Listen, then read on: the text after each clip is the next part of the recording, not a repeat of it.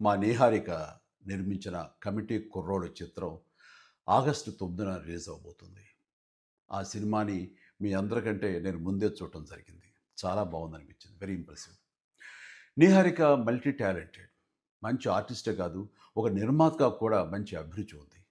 అలాగే latest trends తెలుసుకుంటూ, audience టేస్ట్‌కి తగినట్లుగా ఫిల్మ్స్‌ని ప్రొడ్యూస్ చేయటం కూడా తనకు తెలుసని నా నమ్మకం.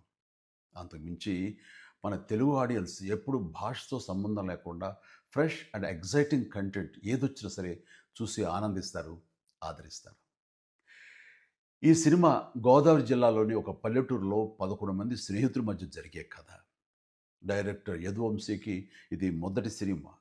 ఈ సినిమాకి స్టోరీ, స్క్రీన్ ప్లే, దర్శకత్వం అన్నీ తానే చేశాడు. ఈ సినిమాతో చాలామంది కొత్త నటీనటులు పరిచయం అవుతున్నారు.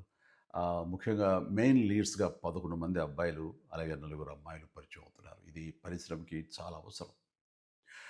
'ఎదురులు రాజు'కి కూడా ఇదే మొదటి థియేట్రికల్ ఫిలిం. ఇప్పటికే రిలీజ్ అయిన ఈ చిత్రం విజువల్స్‌కి మంచి పేరొచ్చింది. బాగా ఆదరించారు. అనుదీప్ దేవ్ మ్యూజిక్ డైరెక్టర్‌గా అద్భుత విజయం సాధించిన 'హనుమాన్' చిత్రంలో 2 పాటలు చేశాడని తెలిసింది. ఇప్పుడు ఈ 'కమిటీ కుర్రోడు' చిత్రానికి మొత్తం 11 సాంగ్స్ అందించాడు. అన్నీ చాలా బాగా వచ్చినాయి.